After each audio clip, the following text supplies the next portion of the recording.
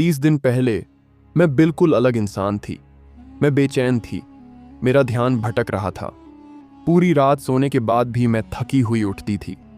मेरा मन अनचाहे विचारों का रणक्षेत्र था और जब भी मैं ध्यान केंद्रित करने की कोशिश करती, लालसाओं की कोई अजीब सी लहर मुझे बेकार की कल्पनाओं में खींच लेती।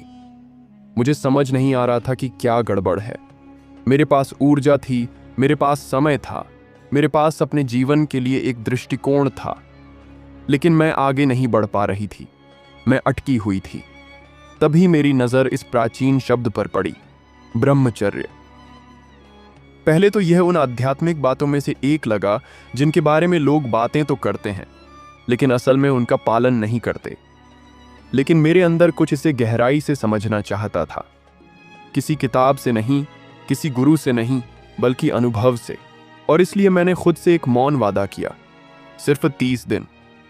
कोई हस्त मैथुन नहीं, कोई पोर्ण नहीं, सुखों के पीछे नहीं भागना, कोई छेड़खानी नहीं, इस शक्तिशाली ऊर्जा का कोई रिसाव नहीं। बस ध्यान, बस नियंत्रण, बस मौन। पहले 3 दिन नरक जैसे थे। जैसे ही मैंने उन पुराने ढर्रे से दूर जाने का फैसला किया, ऐसा लगा जैसे मेरे शरीर ने मुझ पर जंग छेड़ दी हो। मैं ठीक से सो नहीं पा रही थी।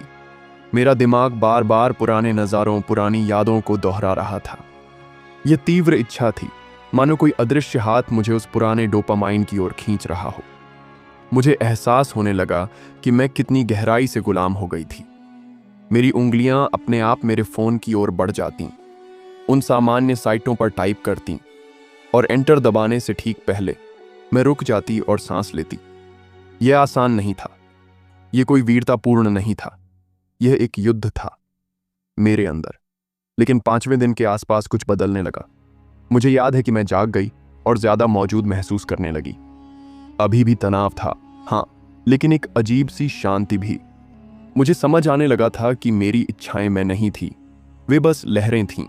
वे आती हैं, उठती हैं, चीखती हैं, और अगर मैं प्रतिक्रिया नहीं करती तो वे गुजर जाती।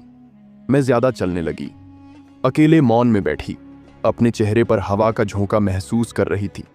और कुछ अजीब हुआ, मेरे विचार धीमे हो गए। मैं अपनी सांसें सुन सकती थी। मैं अपनी छाती पर हाथ रखे बिना ही अपनी धड़कन महसूस कर सकती थी। मैंने 23 साल जिए थे और अपने शरीर को इतनी गहराई से कभी अनुभव नहीं किया था। और मैंने सोचा, क्या यही वो चीज है जो मैं जिंदगी भर से खो रही थी? 7वें दिन तक मेरी ऊर्जा बढ़ने लगी। मुझे जागते रहने के लिए कॉफी की जरूरत नहीं थी। मुझे जिंदा महसूस करने के लिए संगीत की जरूरत नहीं थी। मुझे काम करने के लिए प्रेरणा की भी जरूरत नहीं थी। मैं बस कुछ करना चाहती थी, कुछ भी। मैंने अपने कमरे को व्यवस्थित करना, पुरानी किताबें पढ़ना, अपनी डायरी लिखना शुरू कर दिया। मेरा शरीर हल्का हो गया था। मेरी रीढ़ बिना किसी जोर जबरदस्ती के सीधी हो गई थी। मेरी आवाज थोड़ी गहरी हो गई, मेरी आंखें तेज हो गईं, मेरे फैसले ज्यादा पक्के हो गए। मैं सुधरने की कोशिश भी नहीं कर रही थी, बस मेरा रिसाव बंद हो गया। बस इतना ही काफी था। लेकिन 10वें दिन के आसपास मन ने अपना सबसे क्रूर खेल खेला। उसने फुसफुसाया, इसका क्या मतलब है? बस एक बार करने से कोई नुकसान नहीं होगा। तुमने 10 दिन अच्छा किया है, खुद को पुरस्कृत करो। मैं निराशा में हंस पड़ी। मेरा अपना मन मुझे फिर से फंसाने की कोशिश कर रहा था। और सबसे डरावनी बात, ये लगभग काम कर गया। मुझे याद है, मैं बाथरूम में बैठा था, हाथ में फोन लिए, धड़कनें तेज थीं, प्रलोभन उबल रहा था। तभी अंदर से कहीं से एक आवाज आई, आग मत बुझाओ। मुझे नहीं पता कि वह कहां से आई थी, लेकिन वह जोरदार थी, भयंकर, शुद्ध। मैंने फोन फेंक दिया और जमीन पर बैठ गया, एक घायल योद्धा की तरह सांसें ले रहा था। उस दिन मुझे एहसास हुआ, यह सिर्फ एक चुनौती नहीं है, यह पुनर्जन्म का मार्ग है। 14वें दिन तक मैं लोगों की आंखों में देख सकता था। पहले मैं हमेशा अपनी नजरें नीची कर लेता था। अपराध बोध था, शर्मिंदगी थी, कमजोरी थी। लेकिन अब उपस्थिति थी। मैं अब लोगों से नहीं डरता था। मुझे मान्यता की लालसा नहीं थी। मैं आत्मविश्वासी होने का दिखावा नहीं कर रहा था। मैं बस वहां था, और बस इतना ही काफी था।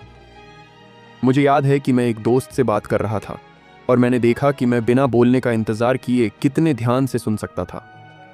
बातचीत के दौरान मैं अब अपने मन में कैद नहीं था, मैं पूरी तरह से मौजूद था।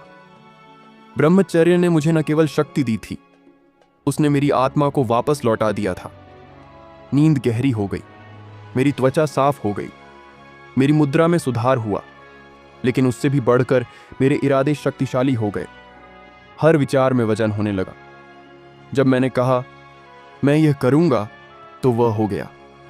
मेरे शब्द अब खोखले नहीं थे, क्योंकि अब मेरी ऊर्जा बिखरी नहीं थी, वह संयमित थी, केंद्रित, जीवंत। 17वें दिन मैं टूट गया, इसलिए नहीं कि मैं फिर से लत में पड़ गया, बल्कि इसीलिए कि मुझे उस दर्द का सामना करना पड़ा जिसे मैंने सालों से दबा रखा था। देखिए, जब आप अपने मन को सुख से सुन्न करना बंद कर देते हैं तो दबी हुई भावनाएं उभरने लगती हैं। मैं उस दर्द के साथ एक पुराने दोस्त की तरह बैठा रहा। मैं बिना किसी वजह के रोया, फिर मैं हंसा, फिर मैं फिर रोया। ऐसा लगा जैसे मेरी आत्मा खुद को साफ कर रही हो। कोई चिकित्सक नहीं, कोई पुजारी नहीं, बस मैं और मेरा कच्चा दिल। उस दिन मैंने कुछ सीखा। ब्रह्मचर्य दमन नहीं है, यह शुद्धिकरण है। 20वें दिन तक कुछ जादुई हुआ। मैंने एक सपना देखा। सपने में मैं एक पहाड़ की चोटी पर खड़ा था। हवा गरज रही थी, आसमान तारों से भरा था और एक आवाज फुसफुसाई, तुम साधारण नहीं हो, याद रखो कि तुम कौन हो। मैं आंसुओं के साथ उठा। मुझे लगा जैसे मैंने अपने भीतर किसी प्राचीन चीज को छू लिया हो, कुछ जो समय से परे, इच्छाओं से परे, शरीर से परे है। मैं एक ही समय में एक बच्चे और एक अर्शी जैसा महसूस कर रहा था।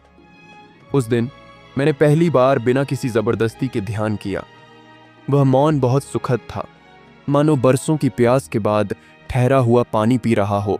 24वें दिन तक लोगों ने ध्यान देना शुरू कर दिया। तुम बदल गई हो, उन्होंने कहा।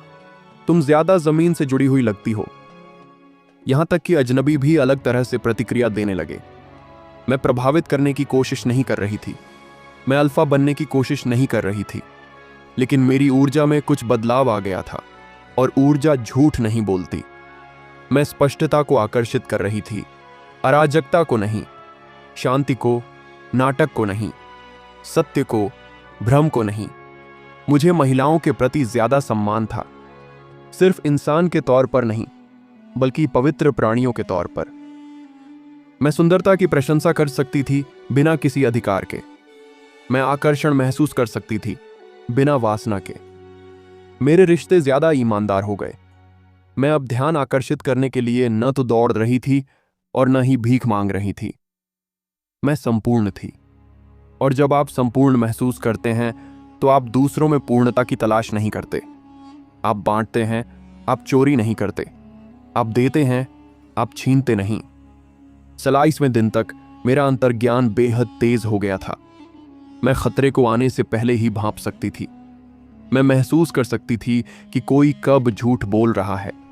मैं महसूस कर सकती थी कि मेरा अपना आंतरिक कंपास मुझे स्पष्ट रूप से मार्गदर्शन कर रहा है। यहां जाओ, वहां मत जाओ, अभी बोलो, चुप रहो। मेरे भीतर की आवाज बाहर के शोर से ज्यादा तेज हो गई थी। मैं अब उलझन में नहीं था, मेरे पास एक दिशा थी, एक उद्देश्य था। फिर आया 30वां दिन। उस सुबह मैं उत्साह से नहीं, बल्कि विनम्रता से उठा। मुझे गर्व नहीं था, मैं आभारी था। मैं चुपचाप बैठा रहा और फुसफुसाया, धन्यवाद, किसी ईश्वर को नहीं, किसी व्यक्ति को नहीं, बस जिंदगी को, मुझे दूसरा मौका देने के लिए, मुझे याद दिलाने के लिए कि मैं कभी टूटा नहीं था, मैं बस खोया हुआ था और अब मुझे अपना केंद्र मिल गया था। ब्रह्मचर्य ने सिर्फ मेरा जीवन नहीं बदला, इसने मेरा जीवन मुझे लौटा दिया। ये साधु बनने के बारे में नहीं है, ये सुख से नफरत करने के बारे में नहीं है, ये जानने के बारे में है कि आपकी ऊर्जा कहाँ जाती है। ये दुख पर नियंत्रण चुनने के बारे में है। यह उस दुनिया में खतरनाक बनने के बारे में है जो आपको कमजोर बनाना चाहती है। यह अपनी सांसों, अपने शरीर, अपने मन और अंततः अपने भाग्य पर अधिकार करने के बारे में है। क्या मैं यह सफर जारी रखूंगा? बिल्कुल। इसीलिए नहीं कि यह आसान है, लेकिन क्योंकि अब मुझे पता है कि सच्चाई में जीने का क्या एहसास होता है और एक बार जब आप इस आग का स्वाद चख लेते हैं तो आप कभी भी ठंड में वापस नहीं जा सकते। ये प्रेरणा नहीं है, ये एक क्रांति है, एक समय में एक आत्मा। तो अगर आप ये सुन रहे हैं और आपको लगता है कि आपने नियंत्रण खो दिया है, तो बस शुरू कर दीजिए। एक दिन, फिर दूसरा। 30 का लक्ष्य मत रखो, बस आज का लक्ष्य रखो। आग बढ़ेगी, मन संघर्ष करेगा, लेकिन यह याद रखना, वासना के दूसरी तरफ प्रकाश है, लत के दूसरी तरफ जागृति है, और आपकी सबसे बड़ी लड़ाई के दूसरी तरफ आप हैं, असली आप।